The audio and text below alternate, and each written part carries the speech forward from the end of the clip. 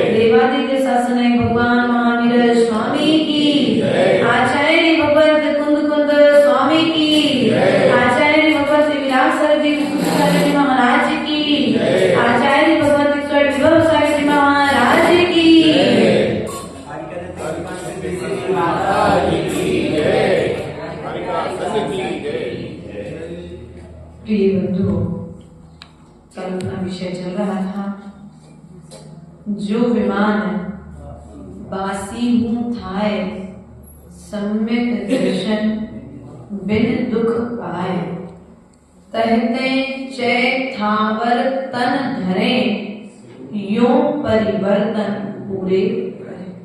अर्थात यहाँ पर अपनी चर्चा चल रही थी और जो सम्यक प्रकार की चर्चाएं की जाती हैं, वे सम्यक चर्चाएं हमारे जीवन को चिंतामणि के समान पवित्र बना देती हैं, हमारे आत्मा के प्रदेशों को पावन कर देती हैं, क्योंकि यह जिनवाणी मां हम सभी को प्रतिपल पावनता प्रदान कर रही है। लेकिन उस पावनता के रहस्य को, उस पवित्रता की रहस्य को हमें जानने और समझने की आवश्यकता है, क्योंकि हमने आज तक पर वस्तुओं को पवित्र माना है और पवित्र होने के लिए हमने पवित्र वस्तुओं का सहयोग भी किया है,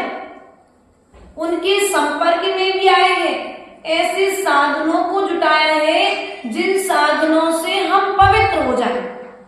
लेकिन भगवान पारसनाथ स्वामी कहते हैं, भैया पर वस्तुओं के संपर्क में आने से तुम द्रव्य को पवित्र कर सकते हो। पवन जी ध्यान देना, पर वस्तुओं के संपर्क में आने से हमारी द्रव्य पर्याय पवित्र हो सकती है, लेकिन वास्तविकता में यदि हमें अपनी आत्मा को परमात्मा रूप प्रकट करना है, तो जो हमारे परमात्मा ने पवित्र भावों स्वरूप जो जिनवाणी प्रदान की है, उस जिनवाणी का सहयोग हमें करना पड़ेगा। संपर्क साधते हो ना भैया, पावन परिणय आपको अपने पुत्र का करना है, पुत्री का करना है, तो आप संपर्क साधते हो, फोन लगाते हो, पड़ोसी से, परिवार के 4 बड़े छोटे सदस्यों से आप उस परिवार की जानकारी ग्रहण करते हो। तब कहीं जाकर के अपने पुत्र या पुत्री का पाणी ग्रह उस परिवार के साथ में जोड़ करके नए संबंधों को स्थापित करते हो। जब आपको एक पुत्री को अपने घर में लाना है या अपनी पुत्री को दूसरे के घर में भेजना है, तब आप कितनी सारी जानकारियां एकत्रित करते हो। ध्यान रखना प्रिय बंधुओं, क्या वे जानकारियां तुम्हारे आत्मा को पवित्र करने वाली है? नहीं। पवित्र परिणामों को जन्म देने वाली है क्या? तो फिर जो कार्य मेरी आत्मा को पवित्र ना करे, उस कार्य को करने से फायदा क्या है? तो भगवान कहते हैं कि जो कार्य हमारी आत्मा को पवित्र नहीं कर रहा है और जीव यदि उसी कार्य को बार बार कर रहा है, तो समझ लेना कि जैसे बंजर भूमि में बोया गया बीज कोई फल को नहीं देता है, उसी प्रकार से तुम्हारे द्वारा की गई है क्रिया तुम्हें कोई फल को देने वाली नहीं। व्यवहार में तो करना ही पड़ेगा। हाँ बड़े भैया कह रहे व्यवहार में तो करना पड़ेगा, करना छोड़ना नहीं है, लेकिन उस कार्य को महान मान करके भूलना भी नहीं। क्या हमारे संघ में एक साधक थे भैया, दीक्षा ले ली उन्होंने। पहले पूर्व का जब वो बताते थे अपना परिचय तो बोलते थे, दीदी आप जानते नहीं हो हमको, हमने अपने जीवन में 60 शादियां करवा दी। क्या बोलते थे? 60 शादियां करवा दी, 70 शादियां करवा दी। अर्थात हमारे गांव में जब भी चाहे जैन का हो चाहे अजैन का हो, किसी को भी जब विवाह के लिए जाना पड़ता था, लड़की देखने के लिए या लड़का देखने के लिए, तो पहले लोग हमको साथ में लेकर के जाते थे। व्यक्ति क्या कर रहा है अब? अकाम निर्जरा, बेतुकी बातें अपन कहते हैं ना, जिनका कोई सेंस, जिनका कोई मतलब, उसी प्रकार से कार्य तो कर रहे हैं, लेकिन कार्य करते हुए भी कर्म की निर्जरा। ऐसे कई कार्य हम करते रहते हैं और अहंकार में फूल जाते हैं और अपने आप को महान भी इसी बात में फूले रहते थे कि मैंने अपने जीवन में इतने सारे विवाह। अब ध्यान रखना, यदि मैंने कहा दादा तुमने इतने अपने जीवन में इतने सारे विवाह कराए हैं, अब विचार करो, विवाह कराए हैं 60 विवाह कराए हैं, अब व्यक्ति पुण्य भी करेगा तो पुण्य का 6वां हिस्सा भी तुम्हारे भाग में आएगा, और पाप करेगा तो पाप का 6वां हिस्सा भी तुम्हारे भाग में आएगा, है ना। और यदि तुमने जिस प्रकार से 60 विवाह कराए तो तुम्हें अच्छा फील हो रहा है, यदि तुम दीक्षाएं कराते, यदि तुम किसी जीव को मोक्ष मार्ग पर बढ़ने की प्रेरणा देते और प्रेरणा देते, तो शायद वो जब जीव साधना करता तो तुम्हारे इस हिस्से में जो पाप का हिस्सा आ रहा है वो तुम्हारे जीवन में नहीं आता, पुण्य का हिस्सा ही तुम्हारे जीवन में आता, और जो पुण्य का हिस्सा तुम्हारे जीवन में आता वह तुम्हें एक दिन पुण्य आत्मा बना करके, परमात्मा बना करके सिद्ध पद को प्राप्त कर। इसलिए प्रिय बंधुओं, कार्य तो करना है, लेकिन कार्य करते हुए फल की चाह नहीं रखना है, लेकिन कार्य करके मुझे फल मिले ऐसा कार्य जरूर करना है, क्योंकि बिना कार्य किए हम रह नहीं सकते हैं। हमारी आदत हो चुकी है कि हमें कुछ ना कुछ कार्य करना पड़ेगा। यदि कार्य नहीं करोगे तो फिर बुद्धि विपरीत हो जाएगी, गलत दिशा में बुद्धि जाएगी, विवेक तुम्हारा शांत हो जाएगा, समाप्त हो जाएगा। इसलिए यदि तुम्हें विवेक को जागृत रखना है तो क्या करो? बोलो तो क्या निर्जरा करो? अकाम निर्जरा करोगे कि अभिपाक निर्जरा करोगे? भैया अकाम निर्जरा नहीं करना है। जो निर्जरा मुझे कुछ कर देने वाली नहीं है, जो हमें कर्मों से बांधने वाली है, हमें कर्मों से छुड़ाने वाली नहीं है, अब भूख लगी है लेकिन फिर भी भोजन नहीं मिल रहा है, एक काम करो आज उपवास कर लो। क्या करो?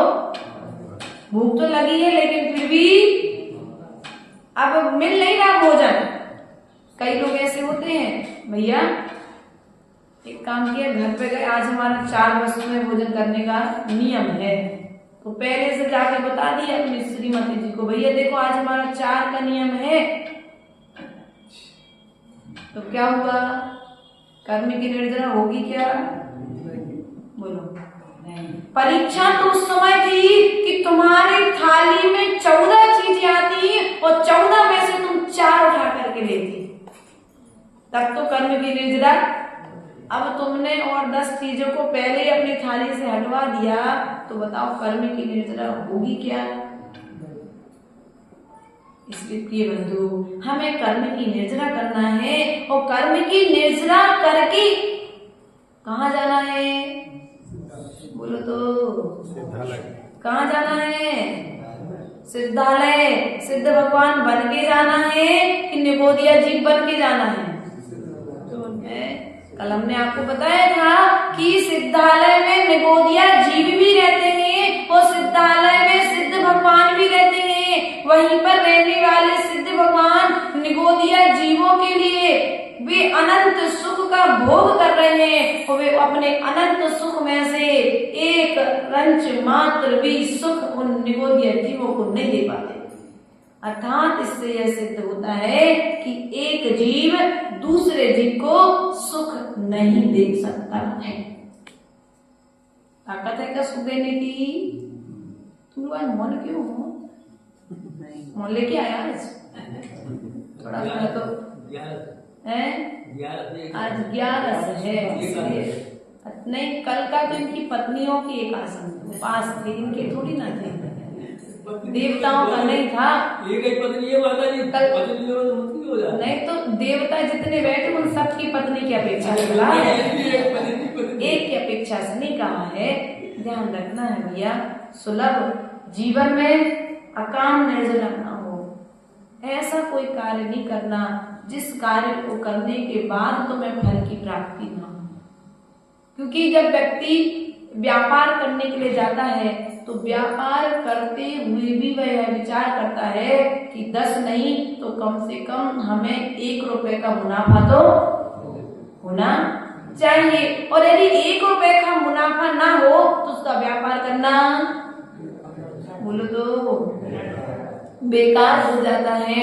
उसी प्रकार से हमको जब अकाम निर्जरा करनी है तो जैसे सिद्धालय में बैठे सिद्ध भगवान उन निगोदिया जीवों के लिए एक क्षण के मात्र के लिए भी सुख नहीं दे सकते हैं, उसी प्रकार से ये जो पर वस्तुओं का संपर्क हमको हुआ है, ये पर वस्तुएं भी मुझे सुख नहीं दे सकती हैं।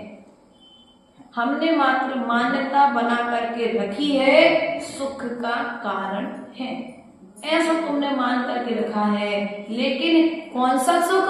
भौतिक सुख कि आत्मीय सुख? भैया पंखे के नीचे बैठे थोड़ी देर के लिए सुख मिल गया, किसको मिला? आत्मा को मिला कि शरीर को मिला? शरीर को थोड़ी देर सुख मिल गया, लेकिन वास्तविकता में जब तुम भीतर जाकर के अपनी आत्मा से पूछोगे भैया सुख मिला कि दुख मिला, तो आत्मा जवाब दे देगी कि भैया शरीर को तो सुख मिला है लेकिन मुझे दुख मिला है। क्यों? क्योंकि मैं तो कर्मों से छूटने के लिए आई थी और तुमने पंखे में, कूलर में, एसी में बैठा करके मुझे कर्मों से बांध दिया। क्या किया? जब हमने इन साधनों का प्रयोग किया तो वायुकाय जीवों की हिंसा हो गई, और जो जिन जीवों की हिंसा हुई है उन मरण को प्राप्त जीवों की हिंसा का पाप किसको लगा? बोलो तो। देखो भैया हम तो नहीं करते उतने, अब करते आप लोग हो, सो पाप किसको लगेगा? इसमें भी इन लोग की मायाचारी क्या चलती पता है? चलिए भैया हमने देखा भी उस समय पूरा हम जब दूसरे स्थान पर थे तो हमारा तो पंखा को त्याग है, लेकिन कहूँ चल रहा हुई है तो धीरे से जाके हमारा बंद करने का भी त्याग है और चालू करने का भी त्याग है। लेकिन कहीं कोई यदि पंखा चालू करके बैठा है तो 4 मंजिल छोड़ के उस कमरे में पहुंच जाएंगे। बताओ किस प्रकार से इसमें भी क्या कर्म की निर्जरा, बल्कि यहाँ पर पंखे का त्याग कराने का औचित्य ये था कि आपको अपने स्पर्शन इंद्री पर विषय प्राप्त करनी थी, है ना। लेकिन आपने मार्ग, बोलो तो, मार्ग दूसरा ही ढूंढ लिया। बल्कि ऐसा नहीं था। इसलिए हमें यदि त्याग करना है तो उस त्याग को मात्र बाहर में लोगों को दिखाने के लिए नहीं करना है, उस त्याग को हमें स्वयं को पवित्र और पावन बनाने के लिए करना है। हम जब मंदिर में आते हैं भगवान से क्या बोलते, प्रभु पतिति पावन में अपावन चरण आयो शरण जी, यो विरदियाप निहार स्वामी मैं जामन। बोलते ना भगवान से, यही बोलते ना भगवान से कि भगवान मैं कैसा हूँ, मैं क्या हूँ, पतित हूँ, आप क्या हो, पावन हो। इसलिए प्रभु पतित पावन, मैं अपावन। आप भगवान पतितों को पावन करने वाले हैं। क्या करने वाले हैं? आप जब मंदिर में आते हैं तब ये विचार करते कि नहीं करते कि आज मेरी नयन पाना धन्य हो गया। उस जब जिनेंद्र भगवान के दर्शन करते हो उस समय ऐसा विचार करते हो कि उस समय विचार करते हो कि तुम्हारे सामने कोई धन से भरा हुआ सूटकेस लेकर के आ जाए, तब विचार करते हो कि आज मैं पावन हो गया, मेरा जीवन धन हो गया। मैं जितना धन कमाना चाहता था मैंने उतना धन, आप उस समय अपने नैनों को धन्य मानते हो कि प्रभु की प्रतिमा को देख करके अपने आप को धन्य मानते हो। विचार करना है। कर्म की निर्जरा और कर्म का बंध न हमारे कहने से होगा और न हमारे कहने से छूटेगा। आपको स्वयं के विचारों पर स्वयं को ध्यान देना होगा, क्योंकि विचार करने वाला जीव स्वयं है और उन विचारों को त्यागने वाला भी जीव स्वयं है। इसलिए स्वयं को यदि परमात्मा बनाना है तो स्वयं के परिणामों को स्वयं को संभालना पड़ेगा। पवित्र आप वस्त्र पहन करके आ गए, वस्त्र बदल करके आ गए, आपने अपने आप को पवित्र मान लिया। कि वास्तविकता में वस्त्र बदलने वाला पवित्र पावन होता है।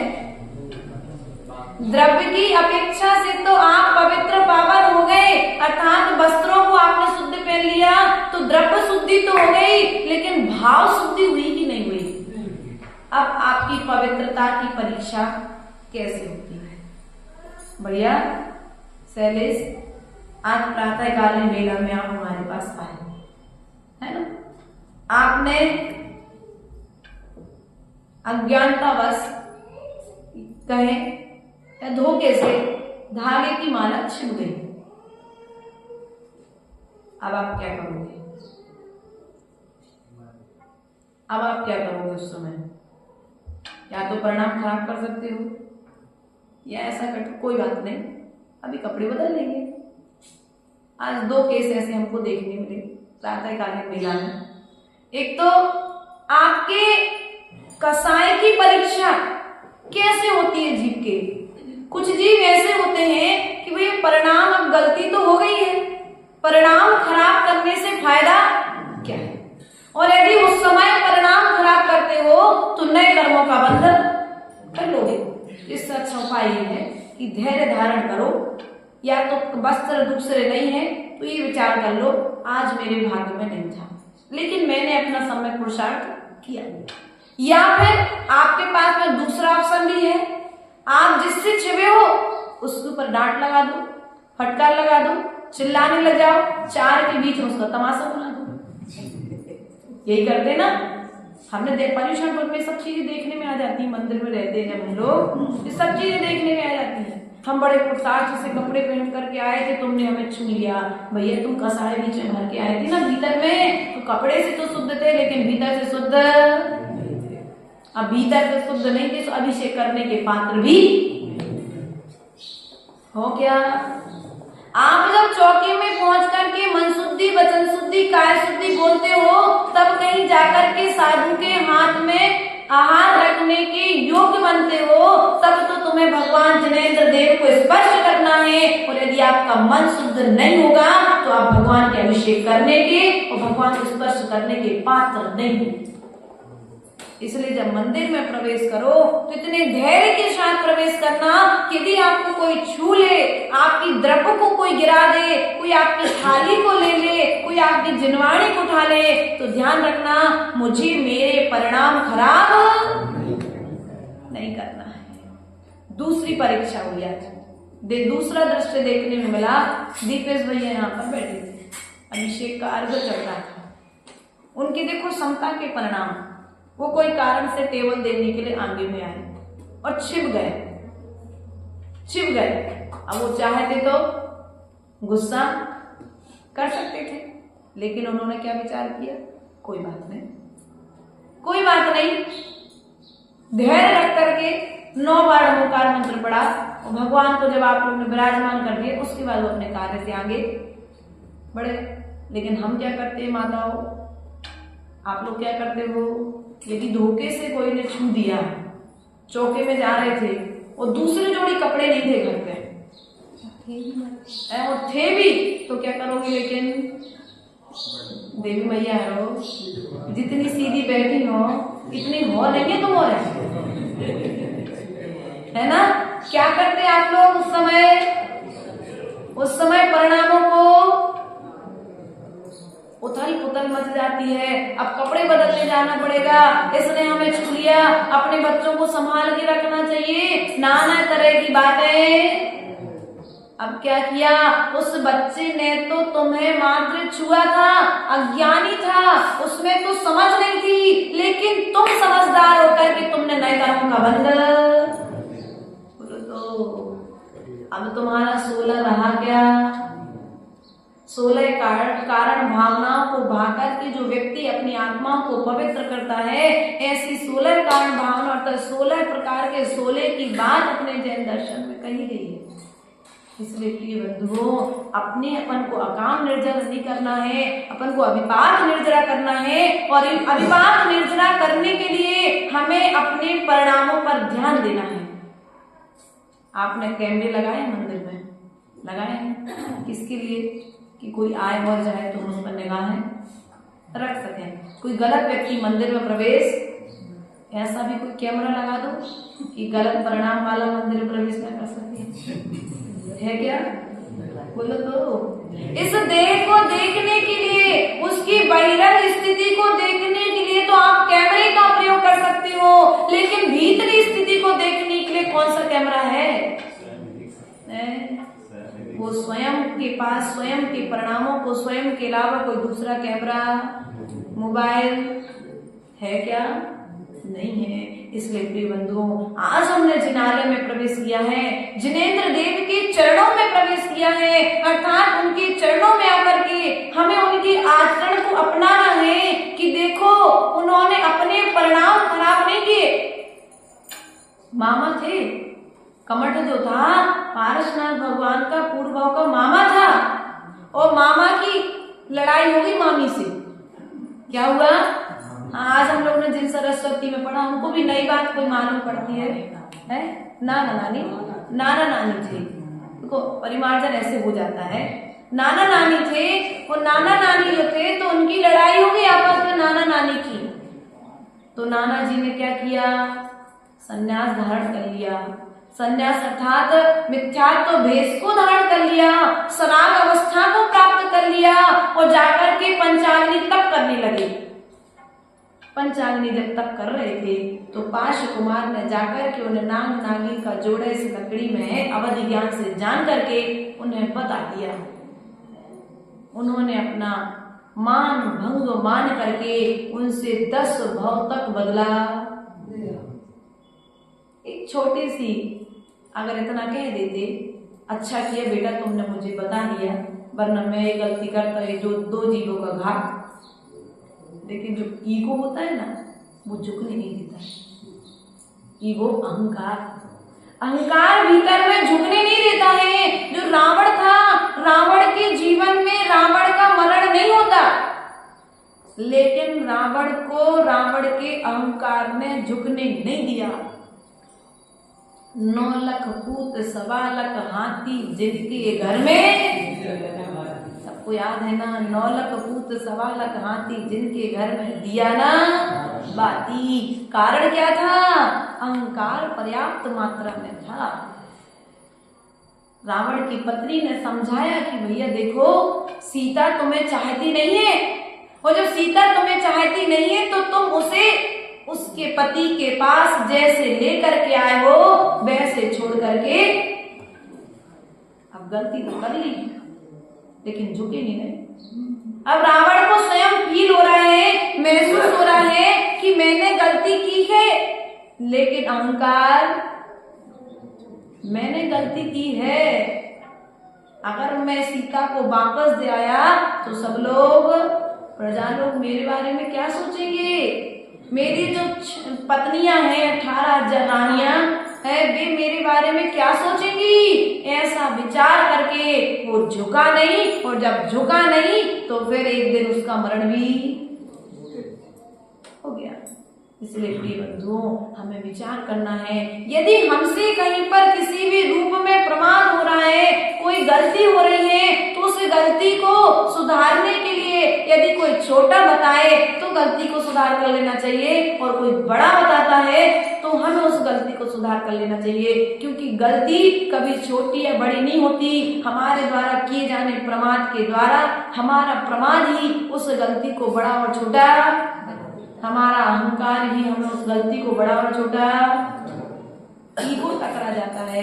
इसलिए प्रिय बंधुओं, यदि अपने जीवन को ऊंचाइयों की ओर लेकर के जाना है तो प्रतिपल अपने परिणामों का अध्ययन करो। किताबों का अध्ययन तो हमने अनादिकाल से किया है और अनंत बार कर रहे हैं, दिन में 4 से 5 बार किताबों को पढ़ रहे हैं, लेकिन किताबों को पढ़ते पढ़ते कहीं जीवन की किताब को पढ़ना ना भूल जाए। क्या?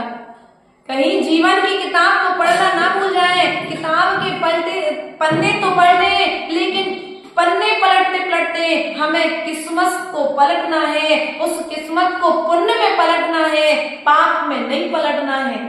ध्यान रखना, पेज पलट रहे लेकिन किस्मत पुण्य में पलट रही कि पाप में पलट रही। जैसे व्यक्ति करवट लेता है, दिन और रात होता है, उसी प्रकार से प्रत्येक व्यक्ति के जीवन में एक समय में या तो सुख रहता है, एक समय में दुख रहता है। जब दुख का दिन आता है तो व्यक्ति उसमें धैर्य रख के उस दुख को भी सुख रूप परिणत कर लेता है।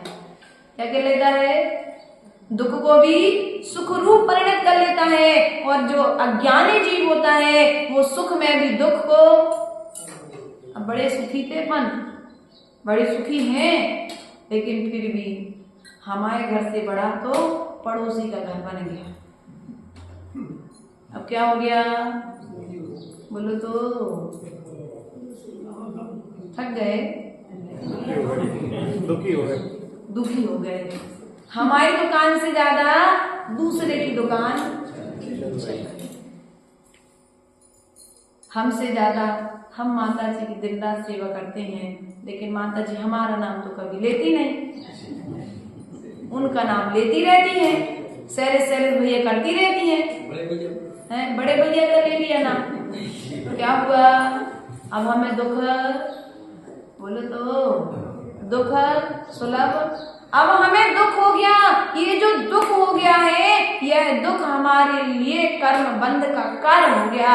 अगर तुम इसमें ये विचार कर लेते, चलो कम से कम माता जी ने किसी का नाम तो लिया था, तो हमारे समाज का व्यक्ति, हमारे बीच का ही व्यक्ति तो था, उनके प्रवचन का आधार बन गया। क्योंकि उदाहरण कभी अच्छे रूप में दिए जाते हैं और कभी बुरे रूप में दिए जाते हैं, तो नाम उनके लिए जाते हैं कि जब अच्छाई में नाम लिया जाए तो भी बुरा न लगे, और जब बुराई में नाम लिया जाए तो भी बुरा न लगे। जिन पर पूर्ण विश्वास होता है, कॉन्फिडेंस होता है कि हाँ ये व्यक्ति बुरा नहीं मानेगा, अगर जैसे मान के चलो कहा ही पंडितानी पंडितानी नहीं कहा भैया हमारे पास कल खबर पहुंच गई भैया ना हम पंडित हैं और ना भी पंडितानी है। अब भैया मान के चलो पेटे होती उस समय तो क्या होगा, इसलिए विचार करना।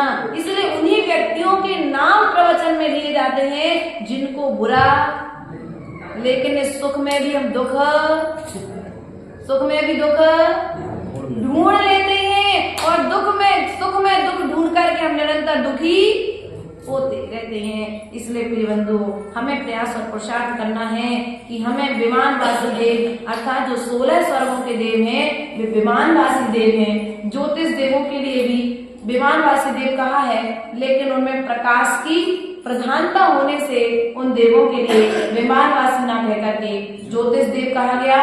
अर्थात सम्यक दर्शन बिन दुख पाए। जो सम्यक दृष्टि जीव होता है वह दूसरे की उन्नति देख करके खिन्न नहीं होता है, वह प्रसन्न होता है। क्या भैया, सम्यक दृष्टि जीव की स्थिति होती है कि जब दूसरे की उन्नति होती है तो सम्यक दृष्टि खुश होता है, और जो मिथ्या दृष्टि जीव होता है वह दूसरे की उन्नति देख करके खिन्न होता है, अर्थात दुखी होता है। इसलिए सम्यक दर्शन के बिना मैंने अनंत अनंत दुखों को पाया है। और कहते चै थावर तन धरे, वहां से निकल करके मैं स्थावर पृथ्वी कायक, जल कायक और वनस्पति कायक हुआ हूँ। और वहां से करके बढ़िया स्वर्गों में थे, वहां पर अवधि ज्ञान लगाया। क्या लगाया भैया? अवधि ज्ञान लगाया।